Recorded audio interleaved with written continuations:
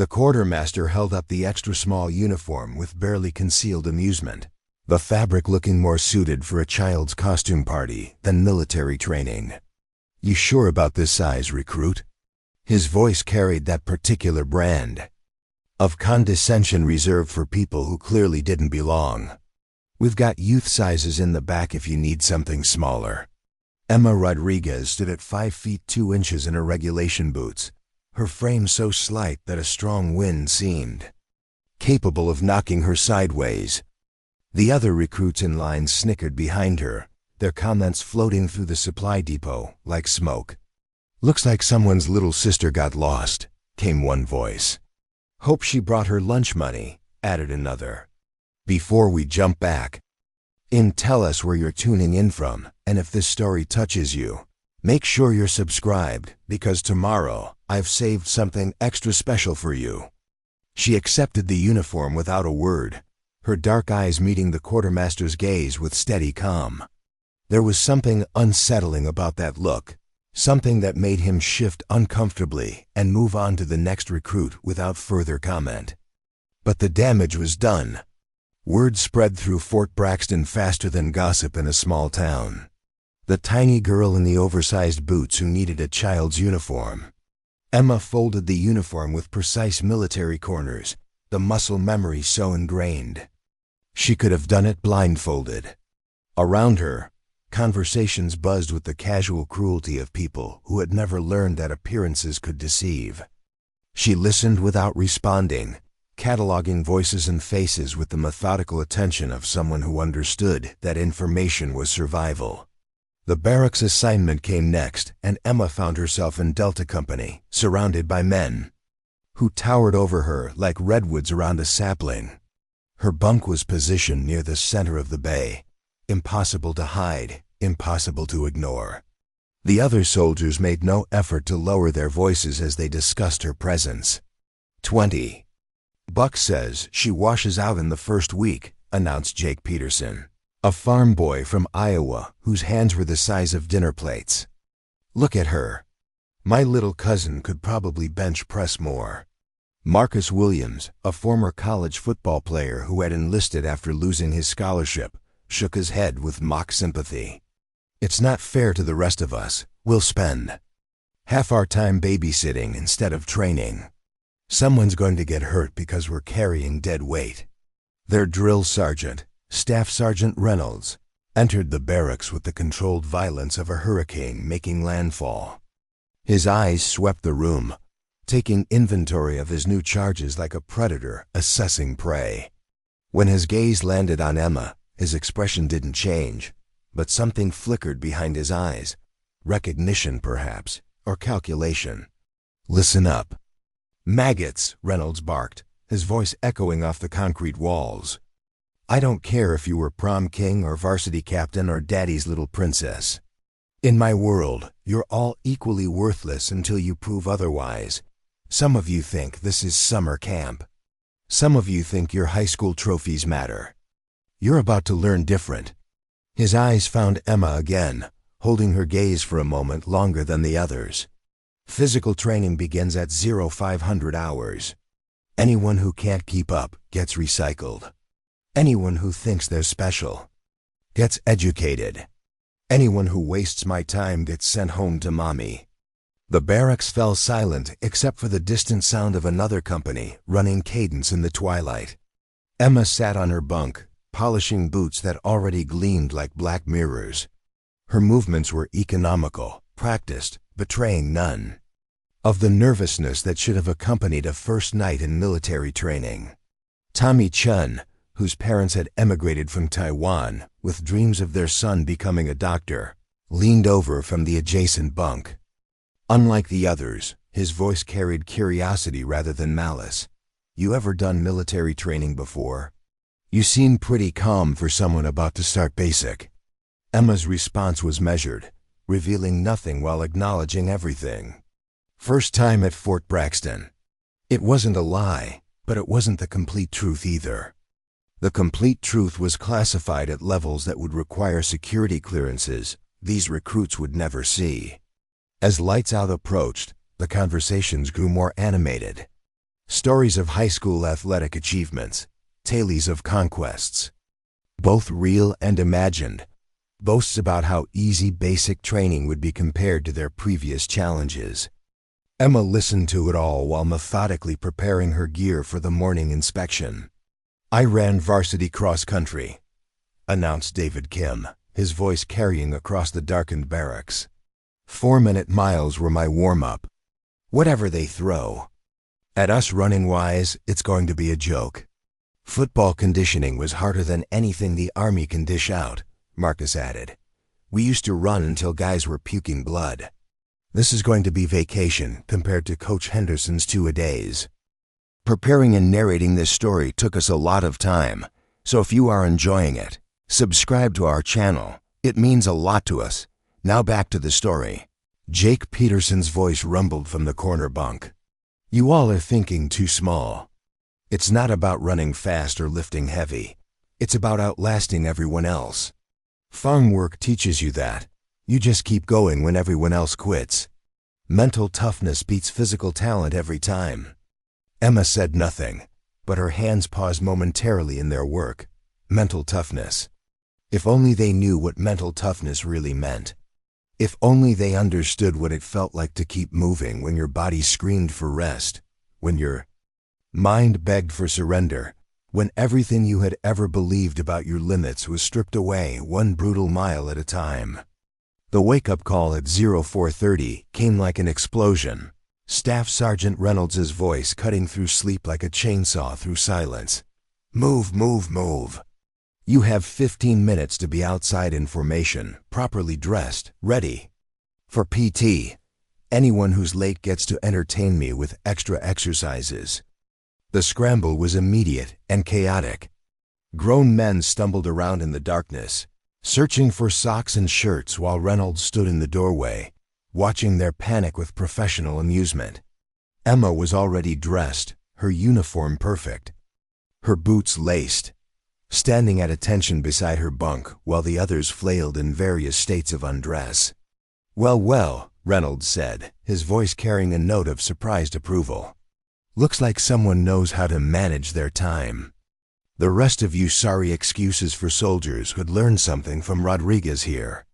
The comment earned Emma hostile looks from several of her bunkmates.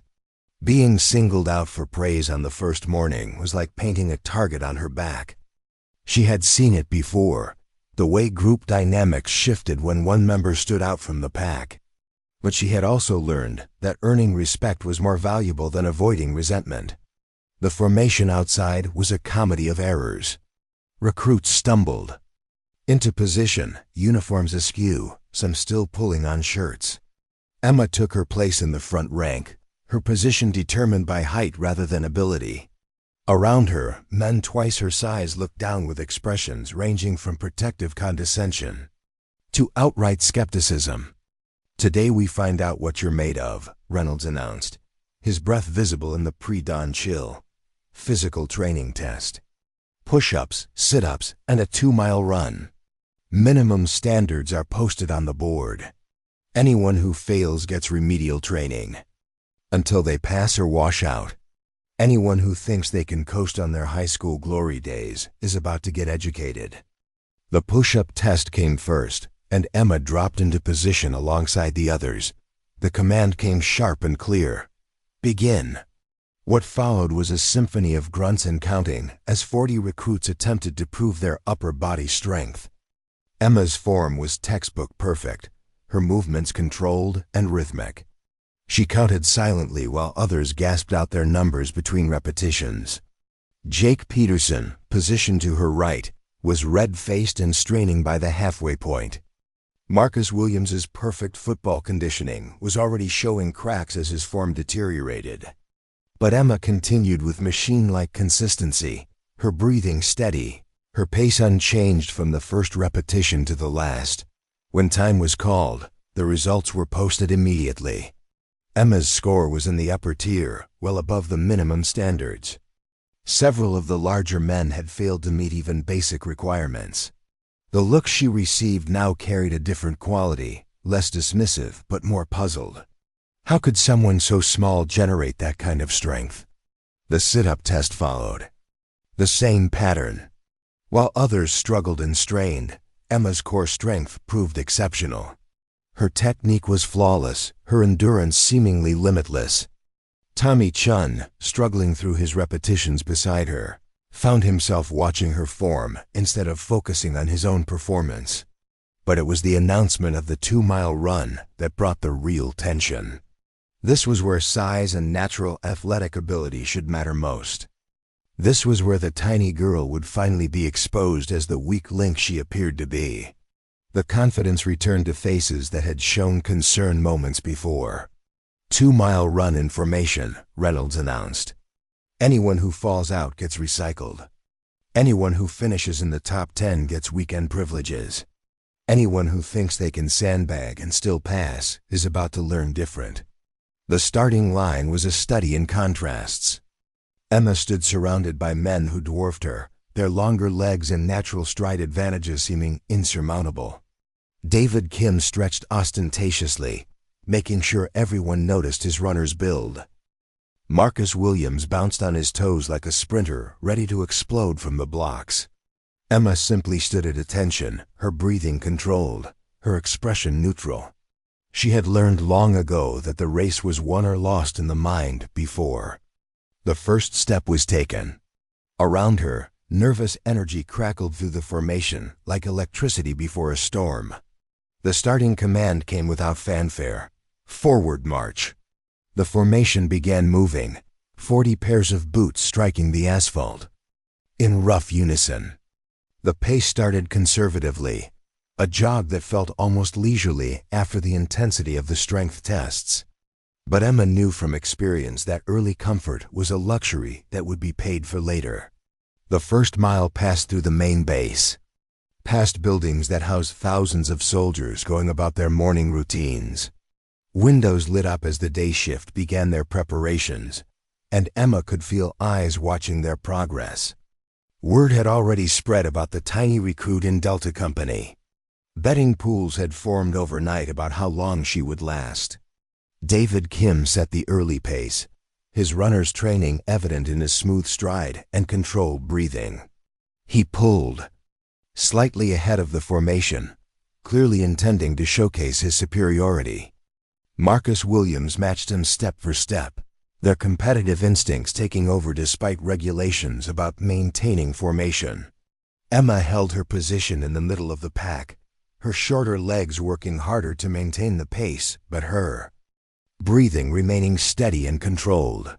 She could hear the conversations around her, the casual confidence of men who had never been tested beyond their comfortable limits.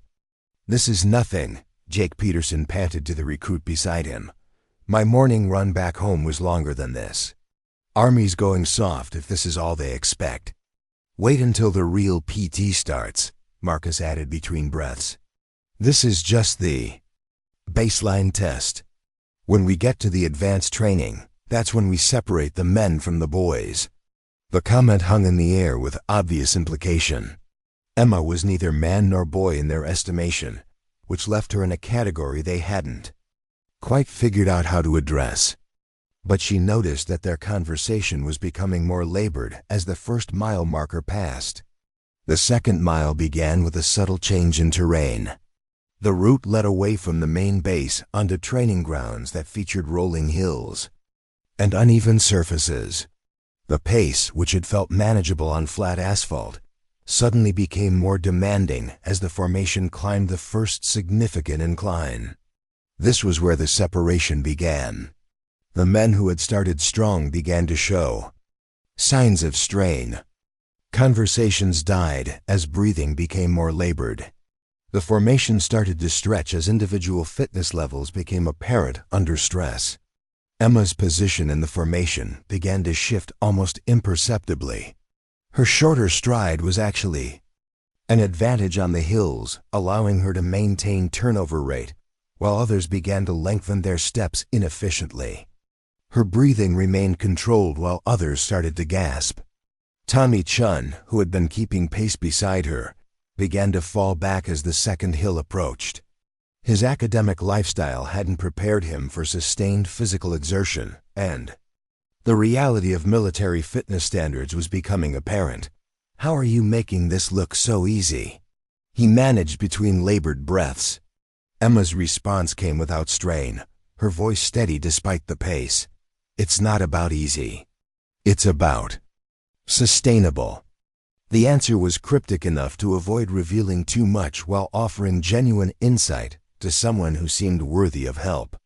As the formation crested the second hill, the landscape opened up to reveal the remainder of the course. Rolling terrain stretched ahead, with the finish line visible in the distance. But what had started as a manageable 2-mile jog was revealing itself to be a more serious test of endurance and mental fortitude. Staff Sergeant Reynolds had positioned himself at strategic points along the route, his presence a constant reminder that every step was being evaluated. His eyes tracked individual performances, noting who was struggling and who was exceeding expectations.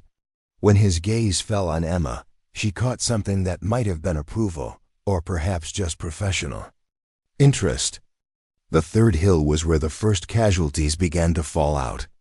David Kim, whose early confidence had carried him to the front of the formation, suddenly faltered. His runner's speed had been built for shorter distances, and the sustained military pace was exposing gaps in his endurance training. He dropped back through the formation, his face flushed and his breathing ragged. "This isn't right," he gasped as Emma passed him. "The pace is too fast. They're trying to break us on the first day." Emma could have explained that the pace was actually quite moderate by military standards, that real operational conditions would demand much more over much longer distances. Instead, she simply maintained her rhythm and continued forward. Around her, the formation continued to thin as individual limits were reached and exceeded. Marcus Williams was struggling now too, his football conditioning proving inadequate for sustained running. The explosive power that had made him dominant on the gridiron was useless in a test of aerobic endurance. He watched in growing disbelief as the tiny girl he had dismissed as dead weight continued to move with apparent ease while he fought for every breath. Jake Peterson, whose farm work had built genuine functional strength, was holding up better than the athletes. But even his work-hardened endurance was being tested as the hills continued. His earlier confidence was replaced by grim determination as he realized that military standards were different from anything he had previously experienced. The fourth hill broke the formation completely. What had started as an organized unit became a scattered line of individuals, each fighting their own battle against distance and fatigue. Some had fallen so far behind that they were no longer visible from the front of the group. Others had stopped entirely, hands on knees, struggling to catch their breath. Emma found herself in the lead group now, not through any conscious effort to move forward, but simply by maintaining her steady pace while others faded around her. The men who remained near her were the strongest runners in the company, and their expressions showed growing bewilderment at her presence among them. "How is she doing this?" one of them muttered to another. "She can't weigh more than 100 pounds soaking wet." "Maybe she's been holding back on the other tests," came the reply, "saving energy for the run." They were trying to rationalize what they were seeing, to fit it into their understanding of how physical performance worked. But Emma knew that their assumptions about the relationship between size and capability were about to be challenged in ways they couldn't imagine. The fifth hill was steeper than the others, a genuine test of both physical and mental strength. This was where Emma began to move forward through the remaining group, not with any sudden surge of speed, but with the relentless consistency of someone who understood that endurance was about managing resources over time rather than explosive bursts of effort. One by one, she passed the remaining men in the lead group. Her breathing remained controlled while theirs became increasingly labored. Her form stayed efficient while theirs began to deteriorate under fatigue. By the time they crested the hill, she had moved into second place in the entire company, with only one recruit still ahead of her. That recruit was Brian Matthews, a former college track athlete who had joined the military after graduation. He had been pacing himself carefully, using his experience to manage the early miles while others burned out. But as Emma drew alongside him, he could see something in her eyes that made him push harder despite his fatigue. "You're pretty good for a rookie," he said, trying to sound casual despite his labored breathing. "But we still have half a mile to go. This is where experience matters." Emma's response was to simply maintain her pace while he increased his. She had seen this pattern before, the moment when pride overrode strategy, when the need to prove superiority led to tactical mistakes. Brian pulled ahead by 20 yards, then 30, his competitive instincts driving him beyond his optimal pace. The final quarter mile was where everything changed. Brian's early surge had cost him more than he realized, and his pace began to falter just as the finish line came into view.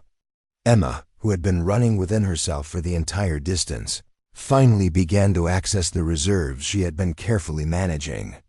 Her pace didn't increase dramatically, but it became absolutely relentless. Step after step, yard after yard, she began to close the gap. Brian looked back once and saw her approaching, her form still perfect, her breathing still controlled. The realization hit him like a physical blow. She had been holding back the entire time. The final 100 yards became a race within the race.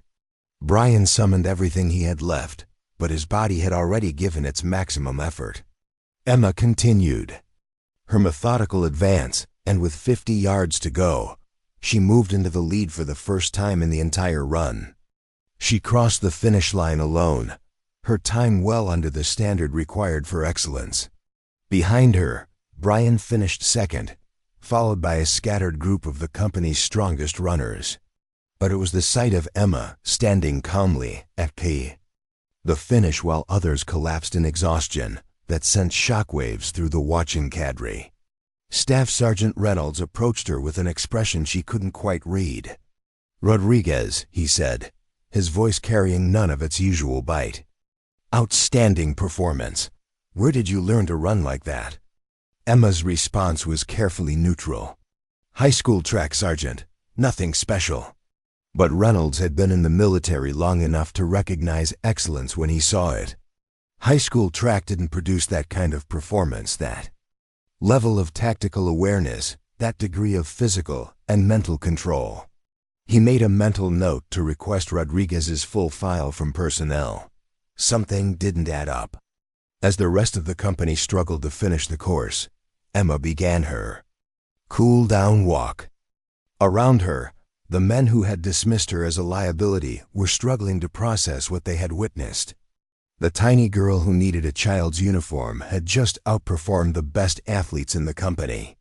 Tommy Chen, who finished in the middle of the pack, approached her with genuine respect. "That was incredible.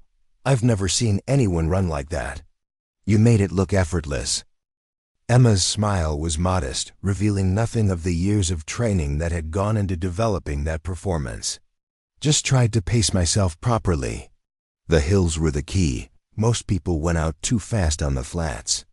But her explanation, while technically accurate, only scratched the surface of what had really happened. The truth was far more complex, involving training methods and performance standards that were classified well above the security level of basic training recruits. As the last stragglers finally crossed the finish line, the company assembled for the post-exercise briefing. Staff Sergeant Reynolds' eyes swept the group, noting who was still standing easily and who was struggling to maintain military bearing after physical exertion. "Today's results will be posted on the company board," he announced. "Some of you exceeded expectations. Some of you met minimum standards. Some of you failed to meet even basic requirements and will be scheduled for remedial training." His gaze found Emma in the formation, Rodriguez front and center.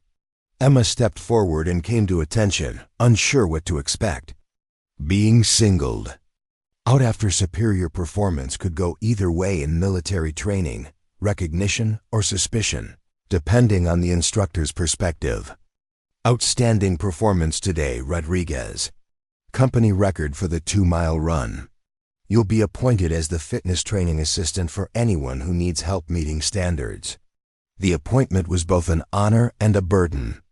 It meant recognition of her abilities, but it also meant that the men who had failed would now have to take instruction from the woman they had dismissed as physically inadequate. The dynamics were about to become even more complicated. As the formation was dismissed, Emma could feel the weight of changed perception settling around her. The casual dismissal was gone, replaced by something more complex, respect mixed with puzzlement, admiration tinged with suspicion.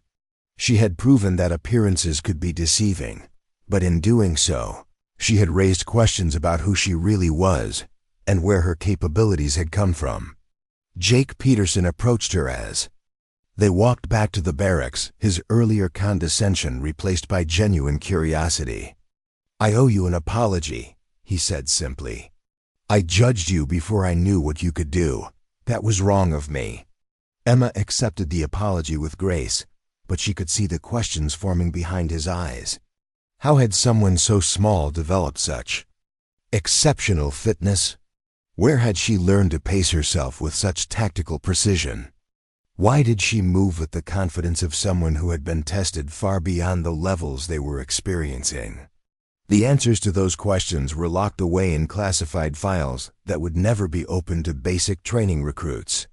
But as Emma prepared for the next phase of her mission, she knew that today's performance had been just the beginning. She had established her credentials as someone who belonged in the military environment, but she had also attracted the kind of attention that could complicate her real objectives. That evening, as the company settled into their post-training routines, conversations buzzed with analysis of the day's events. The tiny recruit who had needed a child's uniform had rewritten everyone's assumptions about physical capability and military potential. But Emma knew that the real test was still to come. Today had been about individual performance under controlled conditions. Tomorrow would bring team exercises, leadership challenges, and situations that would test not just physical ability, but tactical thinking and operational awareness. She sat on her bunk, polishing gear that was already perfect, listening to the conversations swirling around her. The men were trying to process what they had witnessed, to fit it into their understanding of how the world worked. Some were adjusting their assumptions and showing new respect. Others were looking for explanations that would preserve their preconceptions. "Maybe she was a professional runner before enlisting," suggested David Kim, still struggling to understand how his carefully developed speed had been so comprehensively outmatched. "Or maybe she's one of those genetic freaks who can just run forever," added Marcus Williams, his football pride still stinging from the day's revelations. Emma said nothing, but she knew that their speculation was both understandable and completely wrong. Her performance hadn't been the result of genetic gifts or previous athletic training. It had been the product of a different kind of preparation entirely, one that involved scenarios and training methods that existed far beyond the scope of basic military instruction. As lights out approached, and the barracks settled into quiet, Emma allowed herself a moment of satisfaction. The first phase of her mission had been completed successfully. She had established herself as someone who belonged in the military environment, while avoiding revealing anything about her true background or objectives. But she also knew that success in basic training was just the foundation for what was to come. The real challenges would begin when individual performance gave way to team operations, when the focus shifted from personal achievement to collective mission accomplishment. Tomorrow would bring new tests, new opportunities to demonstrate capabilities while maintaining her carefully constructed cover identity. The men who had laughed at her uniform size had learned to respect her performance, but they still had no idea who she really was or why she was there. And that was exactly how it needed to stay. For now, the obstacle course loomed before Delta Company like a medieval torture device designed by engineers with sadistic imaginations. 20-foot rope climbs, muddy crawls under barbed wire, wall scaling challenges that seemed to mock the laws of physics, and balance beams positioned over water pits that promised cold, humiliating failure to anyone who faltered. Emma stood in formation with the rest of her company, studying the course with the methodical attention of someone conducting a tactical assessment. Around her, nervous energy crackled through the ranks as recruits contemplated the physical and mental challenges ahead. The morning's chill carried the scent of mud and fear-induced sweat. Staff Sergeant Reynolds stood before them like a monument to military authority, his uniform crisp despite the early hour, his expression betraying nothing of his thoughts about the day's training objectives. Behind him, a cadre of instructors positioned themselves at key obstacles, clipboards ready to document every success and failure. "Today we separate the pretenders from the performers," Reynolds announced, his voice cutting through the morning air with practiced authority. "This course will test every aspect of your physical and mental preparation. Strength, endurance, courage, problem-solving ability, and most importantly, your capacity to function under stress." His eyes swept the formation, pausing briefly on Emma before continuing. "Some of you think yesterday's run was impressive. Some of you think you've proven yourselves. Today you learn that military service demands more than individual excellence. Today you learn about overcoming obstacles that seem impossible." The first obstacle was deceptively simple in appearance, but devastating in execution. A series of horizontal bars set at varying heights, requiring recruits to traverse from one end to the other using only upper body strength. The distance wasn't extreme, but the bar spacing forced constant readjustment of grip and body position. Tommy Chun was first up, his academic background providing little preparation for the raw strength demands. He managed 3 bars before. His grip failed, dropping into the sand with a thud that echoed his disappointment. One by one, the other recruits attempted the traverse, with mixed results that generally correlated with their upper body development. Marcus Williams, his football background finally proving advantageous, completed the obstacle with relative ease, his powerful shoulders and arms carrying him across without apparent strain. Jake Peterson struggled more, his farm-strong hands providing grip strength, but his technique lacking refinement. When Emma's turn came, a hush fell over the watching recruits.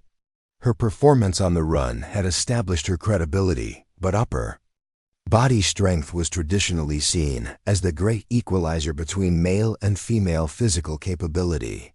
The horizontal bars seemed designed to expose any limitations in that area. Emma approached the first bar with calm confidence, her movements economical and precise.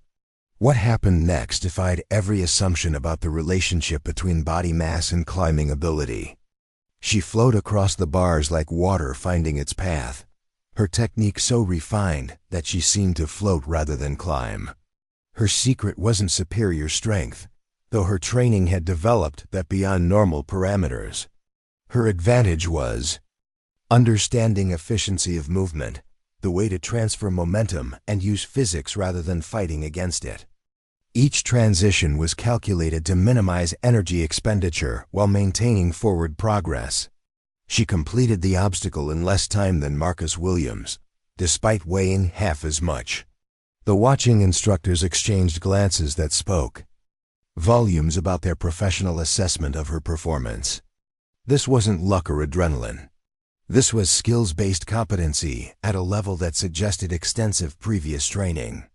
The rope climb came next, 20 feet of thick manila rope suspended over a pit filled with cold water and wounded pride from previous attempts. The technique was straightforward in theory, but devastating in practice. Legs locked around the rope, arms pulling in coordinated rhythm, core strength maintaining body position against gravity's relentless demands. David Kim, whose runners' build included minimal upper body development, made it halfway before his grip failed. He plummeted into the water with a splash that drew nervous laughter from the waiting recruits. Several others followed him into the drink before Marcus Williams successfully demonstrated the proper technique. Emma studied the rope from every angle before beginning her ascent, her eyes tracking the fiber patterns and noting where previous climbers had left chalk marks. When she began climbing, her movement was fluid and controlled, each pull precisely calibrated to maximize efficiency. But halfway up, she did something that made the watching instructors lean forward with professional interest. Instead of the standard footlock technique taught in basic training, she switched to a more advanced method that allowed her to rest her grip while maintaining position. It was a technique typically taught to special operations candidates, not basic training recruits. She completed the climb in record time, descending with controlled rappelling motions that further demonstrated expertise beyond her apparent experience level. Staff Sergeant Reynolds made a note on his clipboard, his expression thoughtful as he watched her move to the next obstacle. The wall climb represented pure problem-solving under physical stress. 12 feet of vertical wooden planking with minimal handholds designed to test both physical capability and mental adaptability. Most recruits attacked it with brute force, trying to power their way up through strength alone. Emma approached differently, spending precious seconds studying the wall surface and identifying the optimal path upward. When she began climbing, her route was diagonal rather than straight up, using the irregularities in the wood grain to create additional purchase points that others had missed. Her technique was so efficient that she made the obstacle look easy, though anyone with climbing experience could see the sophisticated understanding of body mechanics and route planning behind her apparent effortlessness. She was over the wall and down the other side while others were still struggling to reach the halfway point. The crawl under barbed wire came next, a exercise in controlled movement under stress. 30 yards of mud and obstacles, with razor wire positioned just high enough to force uncomfortable body positions, while just low enough to punish anyone who rose too far above the ground.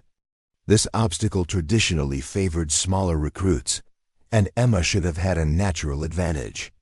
But what she demonstrated wasn't just size-based efficiency. Her movement through the course was tactical, choosing paths that avoided the worst mud while maintaining steady forward progress. Her situational awareness allowed her to help guide Tommy Chun through a particularly difficult section without compromising her own performance. The balance beam over water represented a different kind of challenge. Physical capability mattered less than mental control, the ability to maintain focus and coordination under the pressure of potential embarrassment. The beam was only 4 inches wide and 20 feet long, but it was positioned 8 feet above a water pit that had claimed numerous victims. Emma crossed the beam with the sure-footed confidence of someone who had navigated far more treacherous terrain under significantly more dangerous circumstances. Her balance was perfect, her pace steady, her mental focus absolute. She made the crossing look routine, though several recruits had already fallen trying to match her apparent casualness. By the time the company reached the final obstacle, a combination climb and traverse that required both strength and endurance, Emma had established herself as the standout performer of the day. But it was her approach to helping struggling teammates that caught the attention of the evaluating instructors. Military service wasn't just about individual excellence.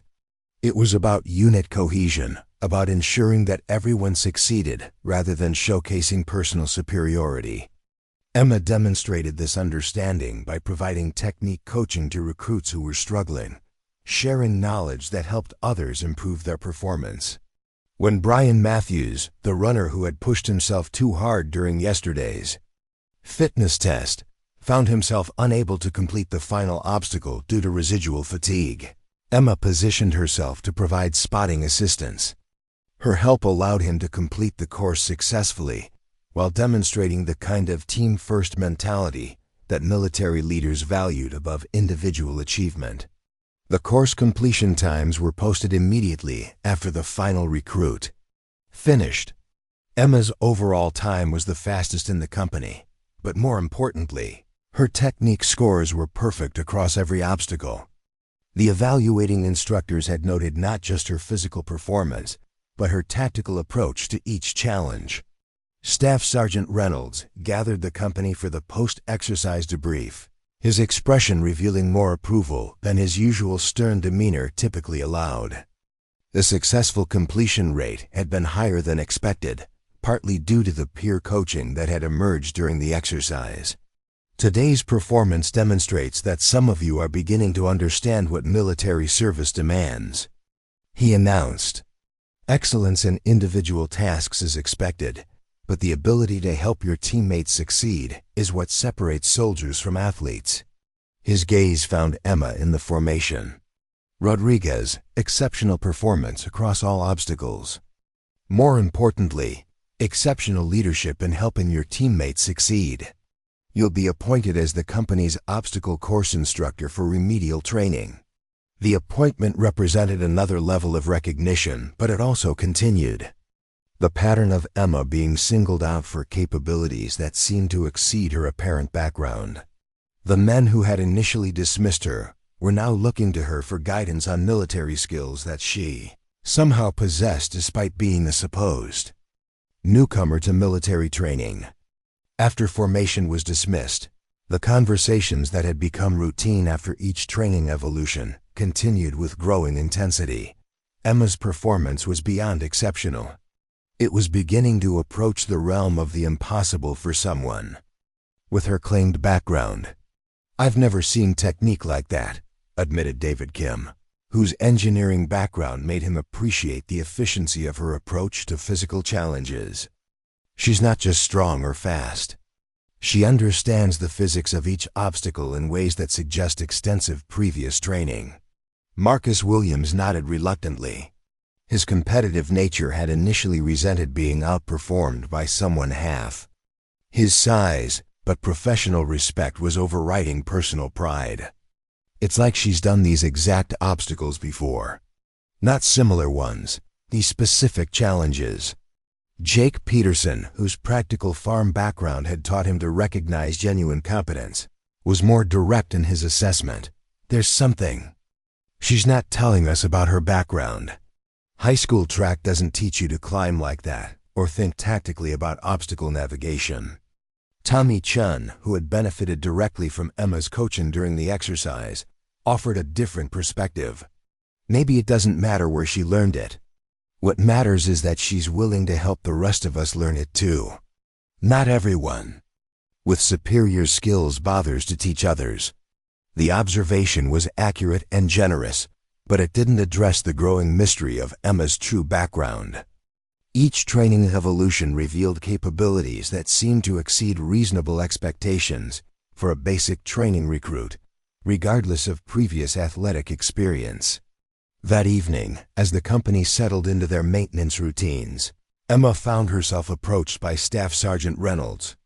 The conversation was private, conducted away from the ears of other recruits, but its implications were significant. "Rodriguez, I need to ask you directly about your previous military experience," Reynolds said without preamble. "Your performance levels and tactical understanding suggest training beyond what any civilian program provides." Emma's response was carefully prepared.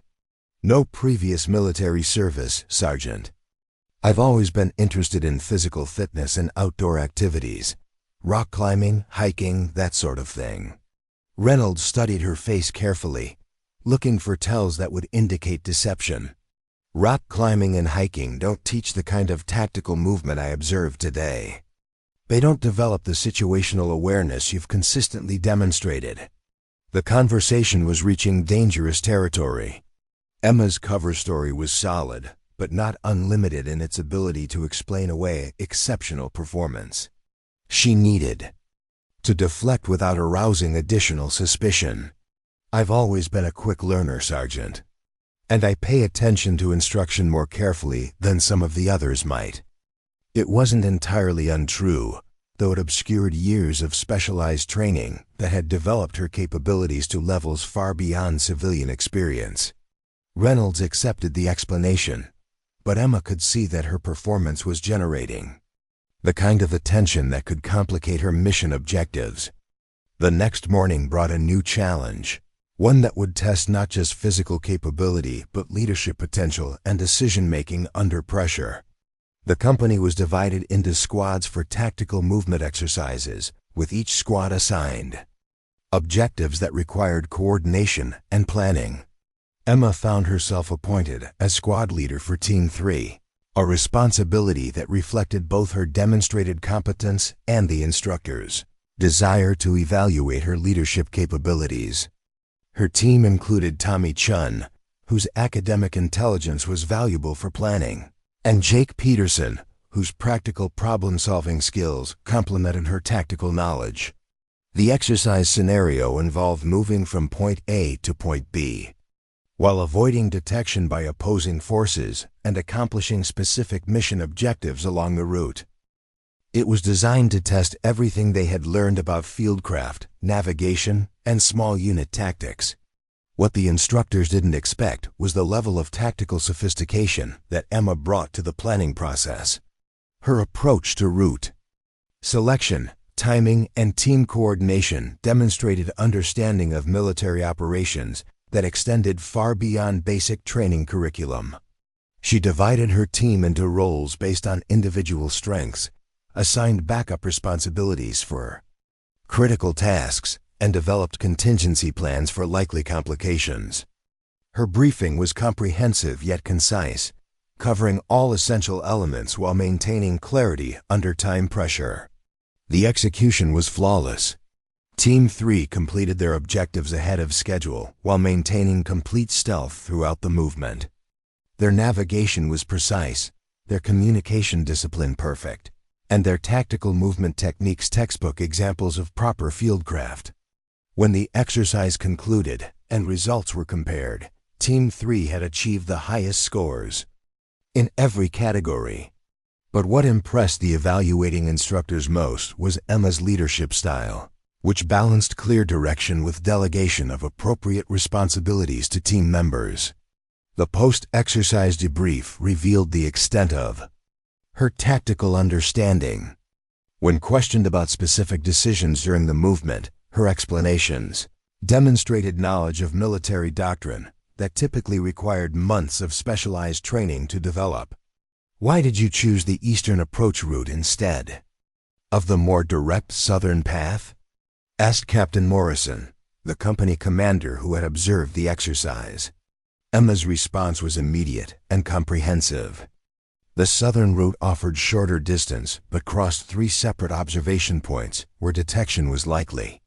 The Eastern Approach utilized terrain masking and natural concealment while avoiding predictable movement corridors.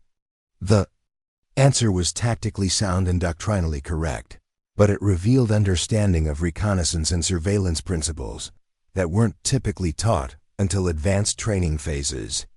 Captain Morrison made notes that would find their way into Emma's permanent file. As the training days continued, Emma's exceptional performance became routine rather than surprising.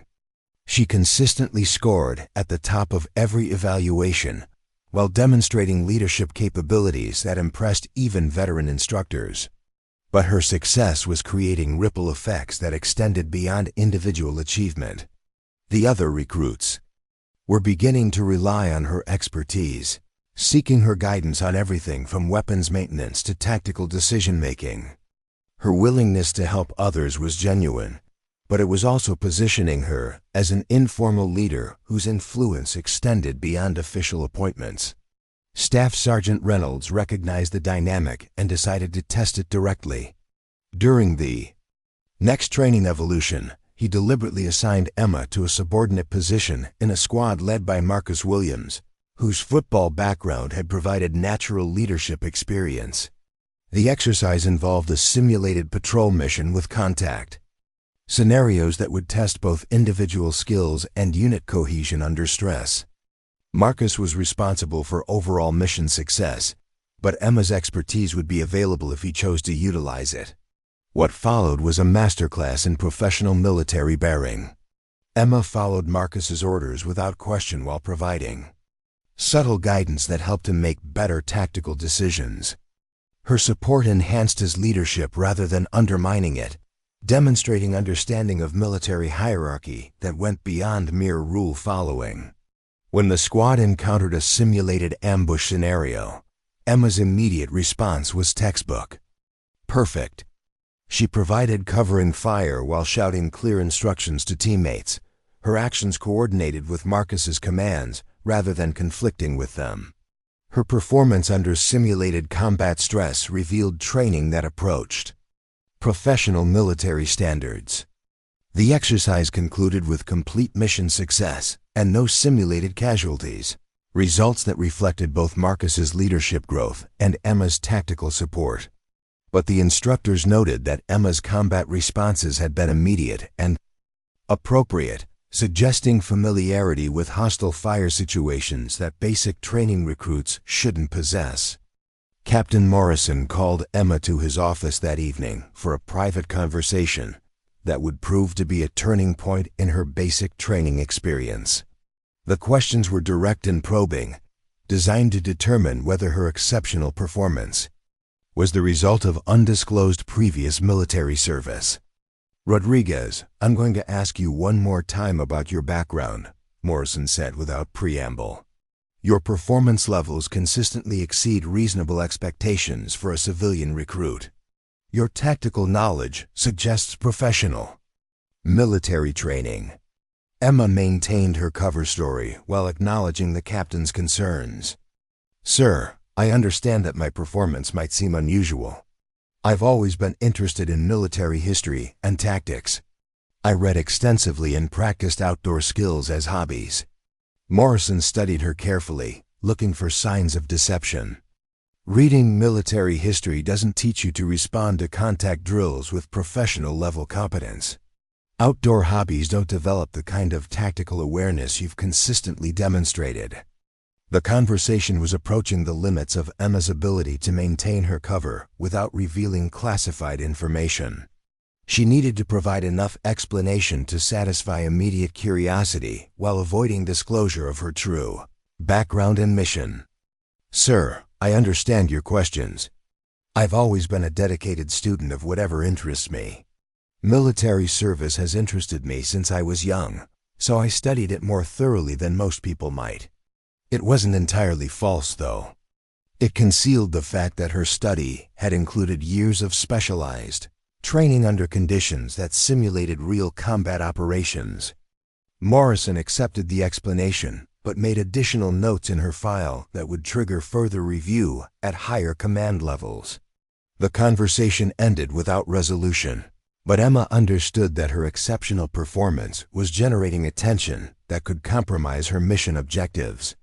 She needed to maintain her cover while continuing to excel in training, a balance that was becoming increasingly difficult to achieve. As basic training entered its final phases, the challenges became more complex and demanding.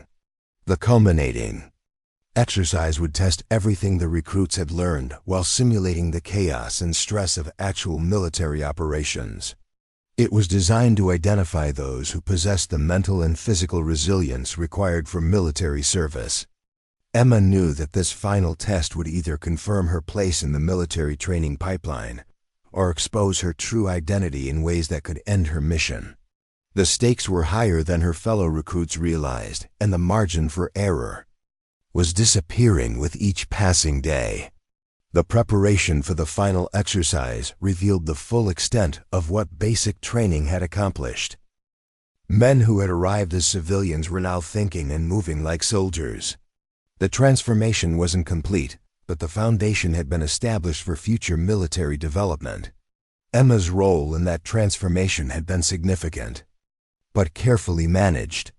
She had provided leadership and expertise while maintaining the fiction of being just another recruit learning military skills for the first time. But the fiction was becoming harder to maintain as her capabilities continued to exceed reasonable expectations. As the final exercise approached, Emma understood that everything she had worked to accomplish could be determined by her performance.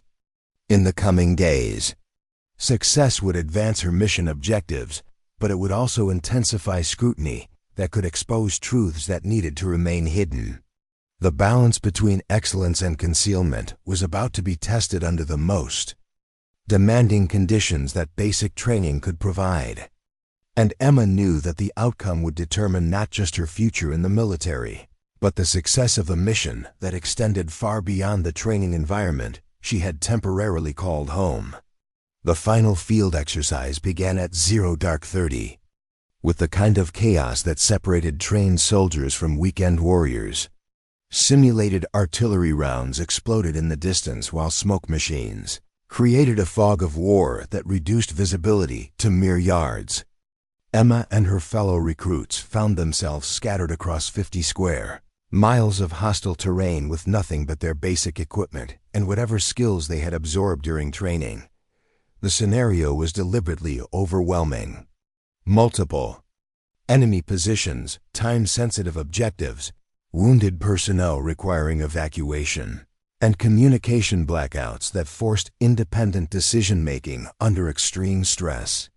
It was designed to break recruits who weren't mentally prepared for the reality of military operations.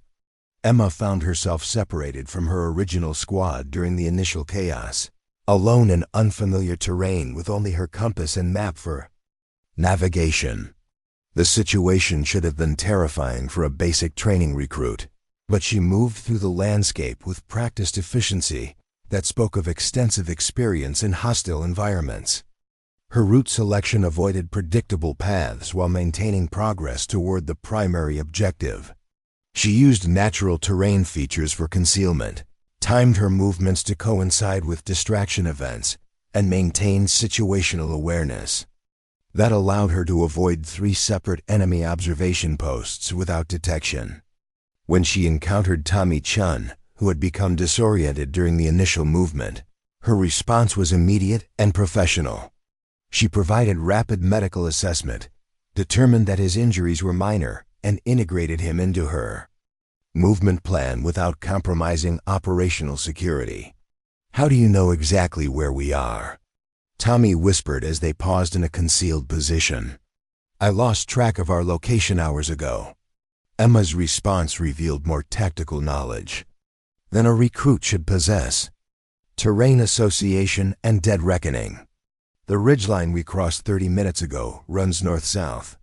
The stream we just forded flows east toward the main river. Basic land navigation." But her explanation was far from basic. Her understanding of terrain analysis and route planning demonstrated proficiency that typically required months of specialized training to develop. Tommy recognized the sophistication of her knowledge, even if he couldn't fully appreciate its implications. The first major challenge came when they encountered Jake Peterson and 2 other recruits who had been pinned down by simulated enemy fire. The tactical situation was complex, with multiple firing positions covering the approaches to their location. Standard training doctrine called for immediate withdrawal and reporting to higher command. Emma assessed the situation with the rapid analysis of someone who had faced similar scenarios under live fire conditions. She identified weaknesses in the enemy positions, calculated approach routes that utilized dead space and concealment, and developed a plan that would allow successful extraction of the pinned personnel. Her briefing to the other recruits was concise and professional. Enemy positions at 10 and 2 o'clock, approximately 200 meters. Dead space in the ravine allows approach to within 50 meters of the eastern position. "Tommy, you provide covering fire from this position. I'll move through the ravine and neutralize the eastern position, then provide suppression for your movement." The plan was tactically sound and operationally feasible, but it revealed understanding of small unit tactics that exceeded basic training curriculum. When she executed the movement, her fieldcraft was flawless. She used terrain masking and natural concealment to approach within effective range of the enemy position without detection. Her assault on the simulated enemy position was textbook perfect. She used smoke for concealment, approached from an unexpected angle, and neutralized the threats with precision that demonstrated extensive combat training. The evaluating instructors, watching from concealed positions, noted her performance with growing amazement. The extraction of the pinned personnel was equally professional. Emma coordinated the movement of 5 people across hostile terrain while maintaining security and ensuring that no one was left behind. Her leadership during the crisis was natural and effective, inspiring confidence in recruits who had been on the verge of panic. As the group moved toward their assigned objective, Emma's tactical expertise continued to manifest in ways that defied explanation. She identified and avoided 2 additional ambush sites, successfully navigated around a major obstacle that had stopped other squads, and maintained operational tempo despite the challenging conditions. When they encountered Marcus Williams leading another group of lost recruits, Emma's response demonstrated understanding of military hierarchy and operational coordination. Despite her superior tactical knowledge, she deferred to Marcus's rank, while providing subtle guidance that improved his decision-making. The combined group now numbered 12 recruits, making movement more complex, but providing additional combat power for the final objectives. Emma's role evolved into that of a tactical advisor, helping Marcus coordinate the larger unit, while maintaining her cover as just another recruit with good instincts. The primary objective was a simulated enemy stronghold that required coordinated assault by multiple elements. The fortified position was defended by instructors playing opposing forces, and previous attempts by other recruit groups had failed with heavy simulated casualties. Emma studied the objective through binoculars, her analysis revealing tactical understanding that impressed even Marcus, whose natural leadership abilities had grown significantly during training.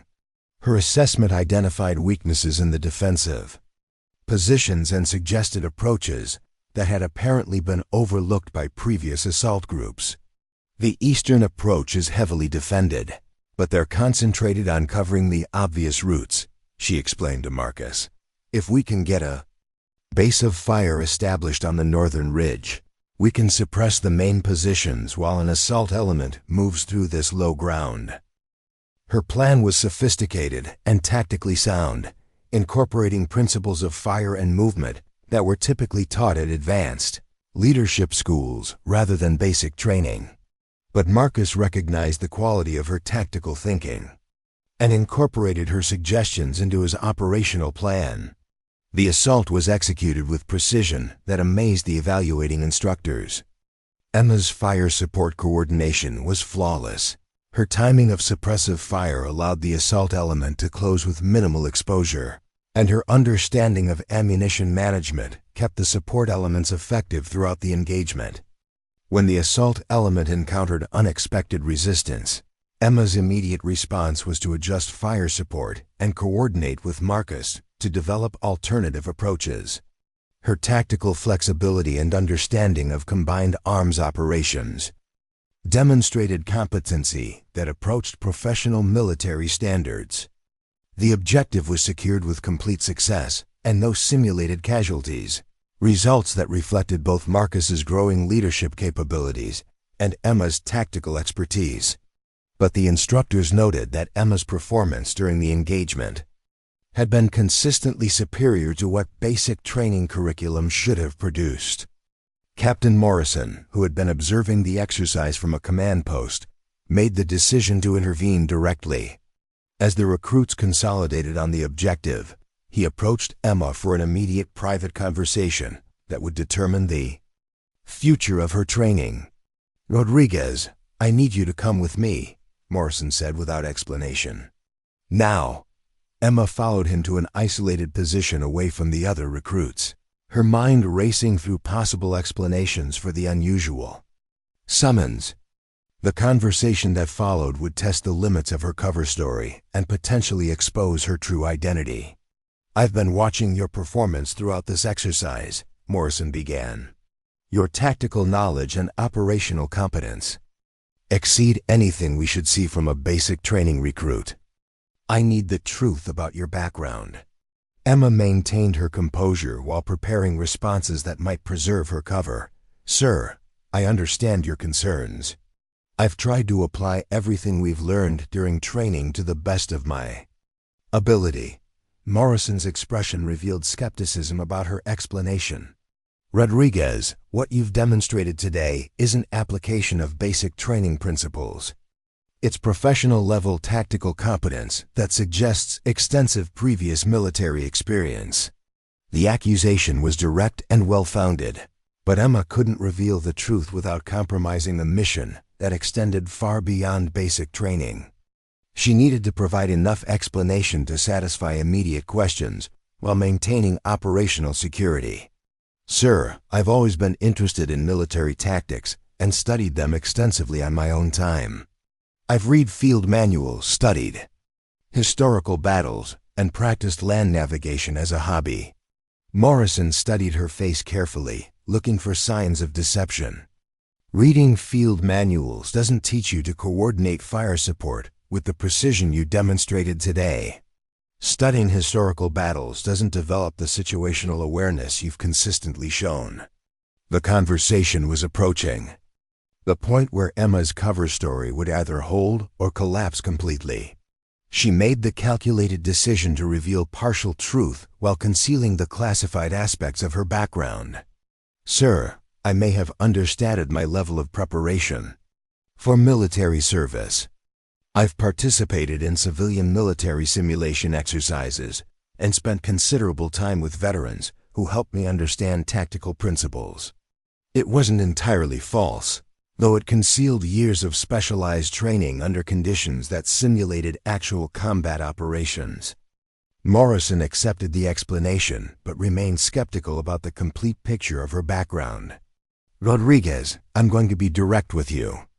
Your performance levels suggest professional military training that goes beyond any civilian program I'm aware of. If you have prior service or specialized training that you haven't disclosed, now is the time to reveal it. Emma made the difficult decision to maintain her cover despite the increasing scrutiny. Sir, I have no prior military service. Everything I've demonstrated has been based on personal study and civilian training programs.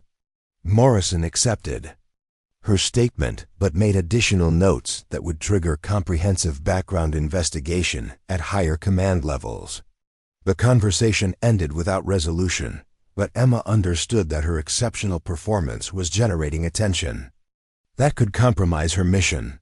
As the exercise continued into its second day, the challenges became even more demanding. The remaining objectives required long-distance movement under hostile conditions, with reduced supplies and increasing time pressure that simulated the chaos of actual military operations. Emma found herself appointed as the navigation specialist for a combined group of 20 recruits, a responsibility that reflected both her demonstrated competence and the instructor's desire to evaluate her leadership under maximum stress. The appointment also provided additional opportunities for her capabilities to be observed and assessed. The navigation challenge was deliberately complex, requiring movement across terrain that offered few recognizable landmarks while avoiding multiple enemy positions that controlled the obvious routes. Standard training doctrine suggested cautious movement with frequent position checks, but time constraints made such careful navigation impractical. Emma's approach demonstrated understanding of advanced navigation techniques that allowed rapid movement while maintaining positional accuracy. She used terrain association and celestial navigation to maintain course heading, timed movement legs to coordinate with support elements, and identified alternate routes that provided options if primary plans failed. Her leadership during the movement was subtle but effective. She provided guidance to squad leaders without undermining their authority, shared technical knowledge that improved overall performance, and maintained unit cohesion despite the challenging conditions. When the group encountered a major obstacle in the form of a defended river crossing, Emma's tactical analysis revealed options that had been missed by previous groups. Her understanding of water obstacles and crossing techniques demonstrated knowledge that exceeded basic training curriculum. The current is strongest in the center, but there's an eddy behind that rock formation that would provide slower water for crossing, she explained to the squad leaders. If we can establish security on both sides and use ropes for safety, we can get everyone across without exposure to the main current. Her plan was implemented successfully, with all 20 recruits crossing safely despite challenging water conditions. But the technical expertise she displayed in organizing the crossing demonstrated proficiency that suggested experience with similar operations. The final objective of the exercise was the most challenging yet. A simulated prisoner rescue mission that required stealth, precision timing, and flawless execution under extreme time pressure. The scenario was designed to test everything that recruits had learned while placing them under maximum stress. Emma's role in planning the operation revealed the full extent of her tactical knowledge. Her analysis of the objective identified security weaknesses. Her timing calculations coordinated multiple elements with precision, and her contingency planning addressed likely complications with professional thoroughness. The rescue operation was executed flawlessly, with all simulated prisoners extracted and no friendly casualties. The success reflected the growth that all the recruits had achieved during training, but Emma's contributions had been essential to the positive outcome. As the exercise concluded and the recruits assembled for final evaluation, the transformation that had occurred during basic training was evident in every aspect of their bearing and performance. Men who had arrived as civilians were now thinking and moving like soldiers, their confidence based on proven competence under demanding conditions. Emma's role in that transformation had been significant but carefully managed. She had provided leadership and expertise while maintaining the fiction of being just another recruit learning military skills. But the fiction was becoming impossible to maintain as her capabilities continued to exceed all reasonable expectations. Captain Morrison approached her as the company prepared for return to base, his expression revealing both approval and suspicion about her performance during the exercise. The conversation that followed would determine whether her exceptional competence would be celebrated or investigated. Rodriguez, outstanding performance throughout the exercise. Your tactical knowledge and leadership abilities are exceptional. For a basic training graduate. He paused, studying her face carefully. Almost too exceptional. Emma understood the implication behind his words. Her success had been too complete, her competence too professional, her knowledge too extensive. For someone with her claimed background, the attention was becoming dangerous to her mission objectives. Thank you, sir. I tried to apply everything we learned during training to help ensure mission success. Morrison nodded but remained skeptical. Rodriguez, I'm recommending you for advanced leadership training and accelerated promotion track. Your capabilities suggest potential for rapid advancement in military service. The recommendation was both an honor and a complication. Advanced training would provide opportunities for further development, but would also expose her to increased scrutiny from personnel who specialized in identifying exceptional performers with unusual backgrounds. As the company returned to base for final processing and graduation ceremonies, Emma reflected on the complex balance she had maintained throughout basic training. Her mission objectives had been achieved, but the success had generated attention that could complicate future operations. The men who had initially dismissed her as physically inadequate now looked to her for leadership and guidance.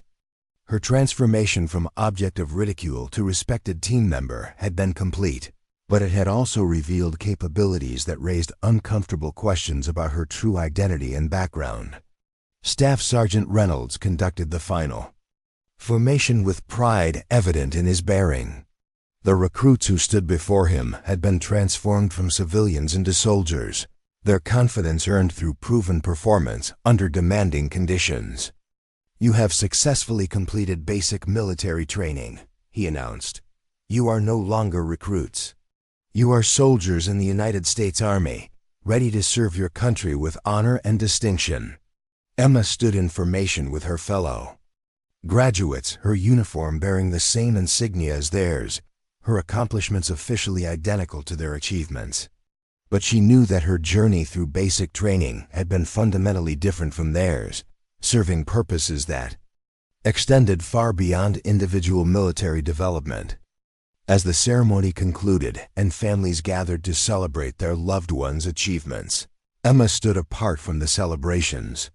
Her success had been complete, but it had also attracted the kind of attention that could compromise missions that existed far beyond the scope of basic training. The questions about her background and capabilities had been deflected but not answered. The scrutiny from command personnel had been managed but not eliminated. Her cover had held under pressure, but barely, and future operations would require even more careful management of her exceptional competence. Captain Morrison approached her one final time as the graduation activities concluded, his expression revealing both professional respect and personal curiosity about her true story. "Rodriguez, you have potential for significant advancement in military service, but I suspect there's more to your story than you've revealed. Whatever your background, you've proven yourself to be an exceptional soldier." Emma accepted his assessment while maintaining her carefully constructed cover. "Thank you, sir. I'm grateful for the opportunity to serve." But as she prepared for the next phase of her military career, Emma understood that the challenges of basic training had been simple compared to what lay ahead.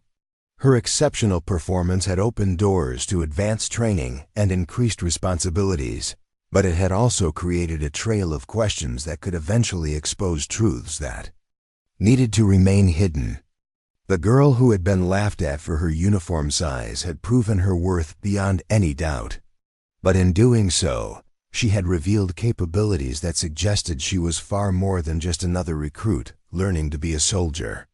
The real test of her mission would come in maintaining that deception while continuing to excel in increasingly demanding military environments.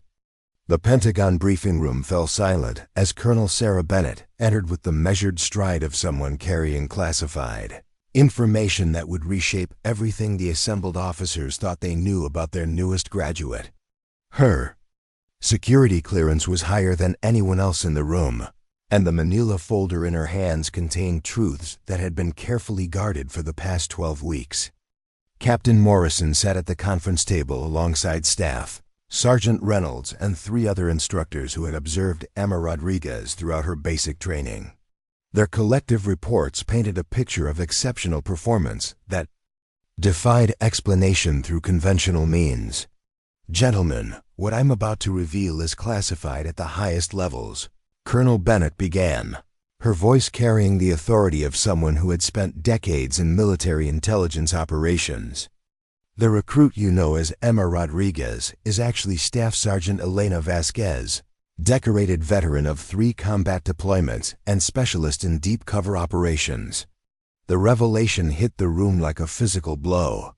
Captain Morrison leaned back in his chair, his expression cycling through disbelief, understanding, and professional admiration as the pieces of an impossible puzzle finally aligned into a coherent picture. Staff Sergeant Vasquez volunteered for Operation Baseline, a comprehensive assessment of our basic training effectiveness, using an experienced operative as a control subject. Colonel Bennett continued. Her mission was to evaluate whether our current training methods adequately prepare recruits for modern military challenges. Staff Sergeant Reynolds shook his head slowly, his professional pride wrestling with amazement at how thoroughly he had been deceived. "Sir, her performance was exceptional, but we attributed it to natural ability and dedication. She never broke character, never revealed any indication of prior military experience." Colonel Bennett nodded approvingly. "That level of operational discipline is exactly why Staff Sergeant Vasquez was selected for this assignment. Her ability to maintain cover while excelling in training has provided invaluable data about our programs and personnel evaluation methods." The briefing materials revealed the stunning scope of Elena's actual military background. 3 combat tours in Afghanistan, specialist training in psychological operations, expert marksman qualifications, and a service record that included commendations for valor under fire, and exceptional performance in classified missions. Her real name is Elena Maria Vasquez, age 26, born in San Antonio, Texas. Colonel Bennett read from the file. Enlisted at 18, selected for special operations training at 21. Deployed to combat zones for classified missions that cannot be discussed in this forum. Captain Morrison studied the photographs and documentation that revealed Elena's true identity. Sir, what was the purpose of infiltrating our basic training program? Was there some specific concern about training effectiveness? Colonel Bennett's response revealed the deeper implications of the operation.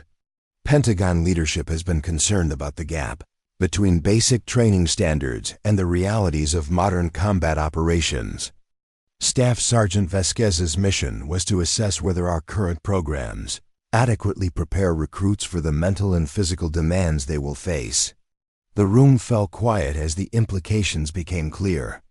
Elena's exceptional performance hadn't been the result of natural talent or civilian preparation.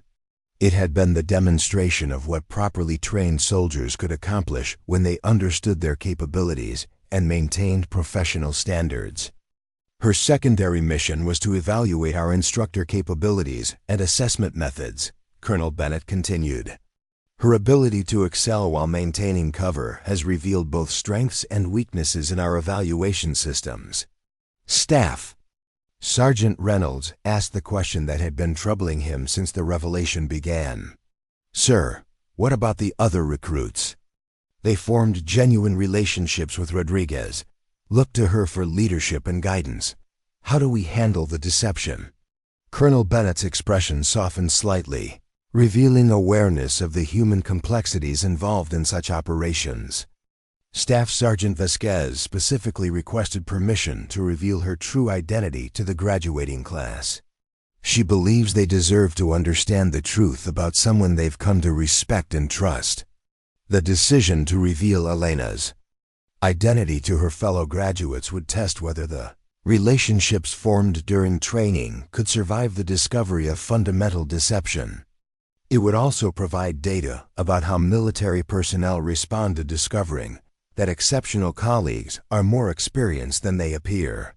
The revelation will occur during a special briefing session tomorrow morning, Colonel Bennett announced.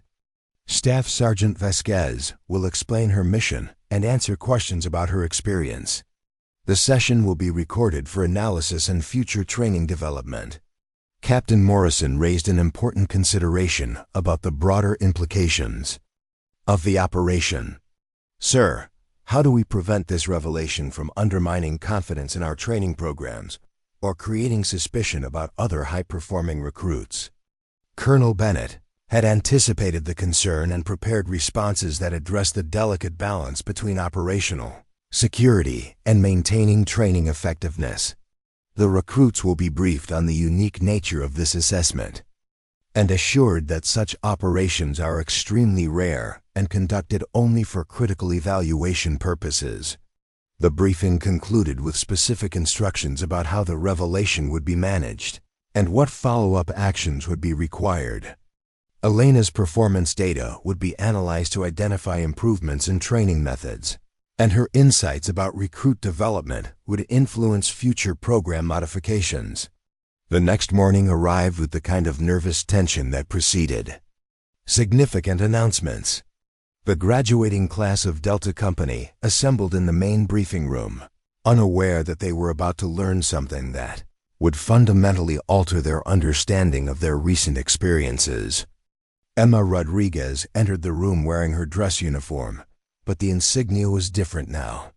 Staff Sergeant stripes replaced the recruit markings, and her ribbon rack displayed decorations that spoke of combat service and professional excellence, far beyond basic training achievements. The transformation was immediately apparent to everyone present. The woman they had known as a fellow recruit was revealed as an experienced soldier, whose actual rank and qualifications exceeded those of most of their instructors. Tommy Chun was the first to find his voice, his academic background helping him process the implications more quickly than others. You're not really a recruit. You've been military all along. Elena's response was measured and professional, acknowledging the deception while explaining its necessary purposes. I am Staff Sergeant Elena Vasquez, United States Army. I volunteered for a special assignment to evaluate the effectiveness of our basic training programs. The room erupted in a mixture of amazement, confusion, and hurt feelings as the recruits struggled to process the revelation. Marcus Williams, whose competitive nature had driven him to exceed his own expectations, partly in response to Elena's example, felt simultaneously impressed and betrayed. So everything was fake? The friendship, the mentoring, the help you gave. You searing training? His voice carried the pain of someone discovering that meaningful relationships might have been based on deception. Elena's response revealed the genuine complexity of her situation during the assignment. My mission required that I maintain cover, but the relationships I formed with all of you were real. The help I provided was genuine, and the respect I developed for each of you was authentic. Jake Peterson, whose practical nature helped him focus on immediate implications, asked the question that several others were considering. What was your real military background? How experienced are you compared to what we just finished? The answer would reveal the true scope of the gap between Elena's capabilities and what basic training typically produced. I have 6 years of active military service, including 3 combat deployments and specialized training in multiple areas. My experience significantly exceeds what basic training provides. David Kim, whose engineering mindset approached problems analytically, focused on the operational aspects of her deception. How were you able to hide your experience so completely? We never suspected that you had prior military service. Elena's explanation revealed the sophisticated nature of military deception operations and the level of preparation required for such assignments. Maintaining cover required careful management of my responses and performance levels. I had to excel enough to gather meaningful data while not revealing capabilities that would expose my true background. The questions continued for over an hour as the recruits worked through their emotions and tried to understand the implications of what they had learned. Some felt honored to have trained alongside such an experienced soldier, while others struggled with feelings of having been deceived by someone they had trusted. Staff Sergeant Reynolds, who had been present during the revelation, addressed the broader implications for their military careers. What you've experienced during this training cycle was exceptional, partly because of Staff Sergeant Vasquez's presence and guidance.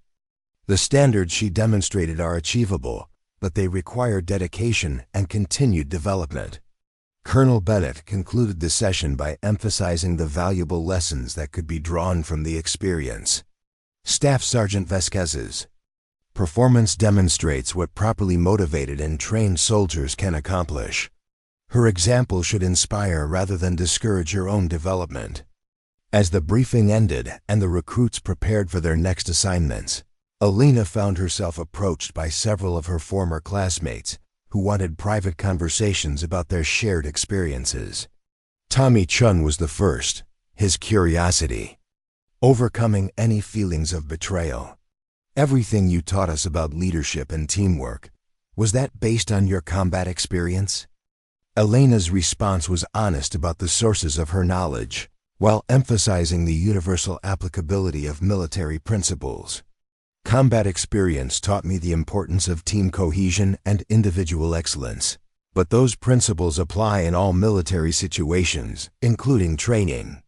Marcus Williams struggled more with the revelation, his competitive nature making it difficult to accept that he had been measured against someone with such superior experience. I thought I was proving myself against an equal. Now I find out. You were already a proven soldier. Elena helped him understand that his achievements remained valid regardless of her background. Your growth during training was real and impressive. The fact that I had prior experience doesn't diminish what you accomplished or the potential you demonstrated. Jake Peterson focused on practical implications for future military service. Will we encounter other soldiers like you, people whose backgrounds are different from what they appear? The question touched on classified aspects of military operations that Elena couldn't fully address, but she provided guidance that would serve them well. Military service involves many different specialties and backgrounds. The most important thing is to focus on your own development and trust in your teammates' competence. As her former classmates dispersed to their follow-on assignments, Elena reflected on the complex emotions and relationships that had developed during her undercover assignment. The mission had been successful in gathering valuable data about training effectiveness, but it had also created genuine human connections that complicated the professional distance typically maintained in such operations. Colonel Bennett approached her for a final debrief about the assignment and its implications for future similar operations. Staff Sergeant Vasquez, your performance exceeded expectations and provided invaluable insights into our training programs. How do you assess the overall effectiveness of basic training based on your experience? Elena's response drew on both her professional expertise and her personal observations during the assignment. Basic training provides a solid foundation, but there are opportunities for improvement in leadership development and tactical education. The recruits showed more capability than current programs fully develop. The conversation continued with detailed analysis of specific training elements and recommendations for program modifications based on Elena's observations. Her insights would influence military training for years to come, improving the preparation that future soldiers would receive. As Elena prepared to return to her regular duties, she understood that her time as Emma Rodriguez had ended, but the relationships and experiences from that assignment would remain with her. The men who had initially laughed at her uniform size had become genuine comrades whose respect had been earned through shared challenges and mutual support.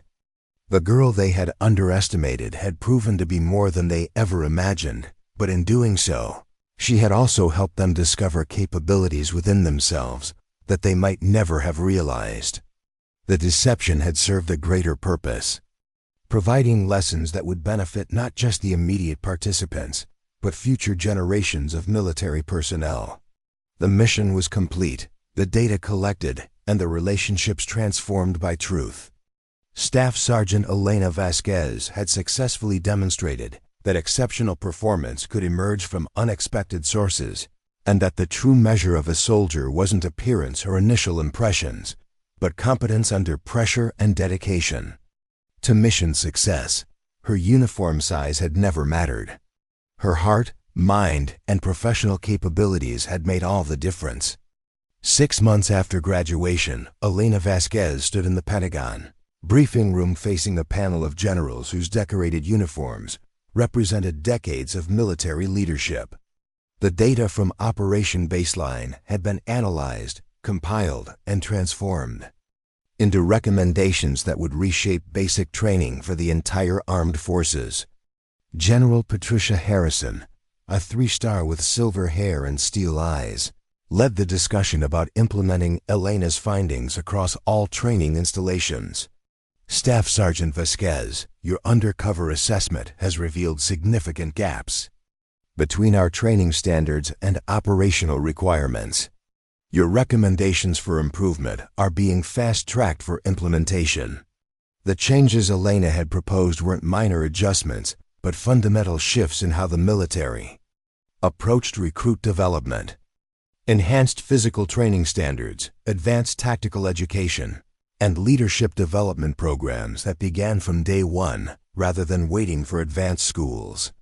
The most significant finding was the untapped potential in our recruit population. Elena reported, when properly challenged and guided, they consistently exceeded what our current programs expected from them. Her former classmates had become unwitting test subjects for this theory. Tommy Chun had been selected for officer candidate school, his analytical intelligence recognized and developed through programs Elena had recommended. Marcus Williams was excelling in advanced infantry training, his natural leadership enhanced. by tactical education that built on his competitive drive. Jake Peterson had been assigned to a specialized engineering unit where his practical, problem-solving skills were being developed for military applications. David Kim was thriving in intelligence analysis, his technical background complemented by the leadership confidence he had gained during basic training. Even Brian Matthews, whose running ability had been overshadowed by Elena's performance, had found his place in reconnaissance training, where his endurance and determination were valuable assets for specialized missions. "Your presence elevated the performance of the entire training company," General Harrison observed. "The question is whether we can systematically reproduce that effect, without requiring undercover operatives in every basic training cycle." Elena's response drew on both her observations during the assignment and her broader experience in military development. The key factors were setting higher expectations, providing expert mentorship, and creating an environment where excellence was normal rather than exceptional.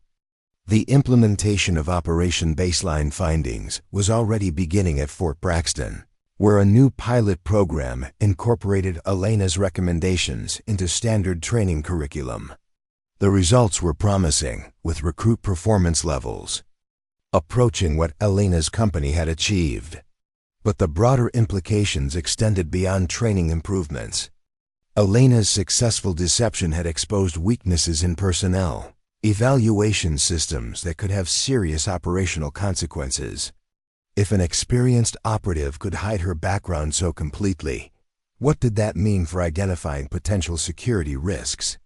"Your ability to maintain cover raises concerning questions about our vetting procedures," admitted Colonel James Mitchell, whose counterintelligence background made him focus on security implications. "If someone with your training can deceive our instructors, what about actual infiltration attempts?" Elena had anticipated this concern and prepared responses that balanced operational security with the need for improved evaluation methods. "My success was partly due to my genuine commitment to the training mission and my authentic relationships with fellow recruits. Someone with hostile intentions would face different challenges maintaining their deception."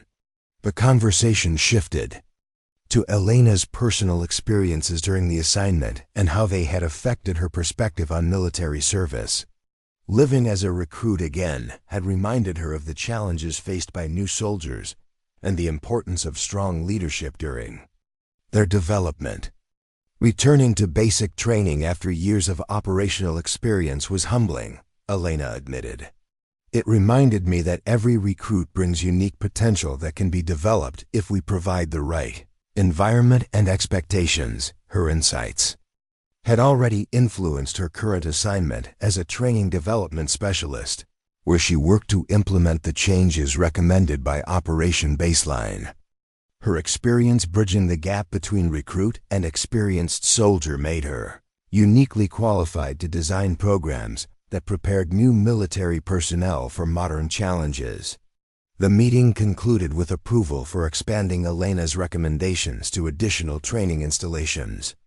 Her undercover mission had generated changes that would affect thousands of future soldiers, improving their preparation and potentially saving lives in operational environments. As Elena left the Pentagon that afternoon, she reflected on the unexpected journey that had begun with jokes about her uniform size and evolved into fundamental changes in military training. Her willingness to endure mockery and maintain deception had served purposes far beyond her original mission parameters. That evening, she received messages from several of her former basic training classmates who had learned about the broader implications of their shared experience. Tommy Chun, now a second lieutenant, wrote about how the leadership lessons from their training continued to influence his approach to military service. Marcus Williams, recently promoted to sergeant, described how the tactical knowledge Elena had shared was helping him train his own soldiers more effectively. Jake Peterson had been accepted for specialized training that would utilize both his practical skills and the confidence he had gained during their basic training cycle. The most meaningful message came from David Kim, whose analytical nature had initially made him skeptical of emotional connections in military settings. His note was simple but profound. "Thank you for showing us what we could become, even when we didn't know we needed to learn it." Elena's response to each message was personal and encouraging, maintaining the authentic relationships that had developed during their shared challenges. Her cover identity had been fictional, but the bonds formed through mutual support and shared struggle remained genuine. The long-term impact of Operation Baseline continued to unfold as training programs incorporating Elena's recommendations produced measurably better results. Recruit graduation rates improved, leadership development accelerated, and the gap between training and operational requirements narrowed significantly. More importantly, the culture of military training began to shift toward higher expectations and better support for recruit development. Instructors who had observed Elena's methods began incorporating her approaches into their own teaching, creating ripple effects that extended far beyond official program changes. Elena's story became a case study in military academies, though. Her identity remained classified in most presentations. The lessons about potential, leadership, and the dangers of underestimating people based on appearances became part of officer development curricula. But perhaps the most significant outcome was the change in how military personnel viewed the relationship between appearance and capability. Elena's example had demonstrated that exceptional performance could come from unexpected sources, and that assumptions based on physical characteristics could blind leaders to hidden potential.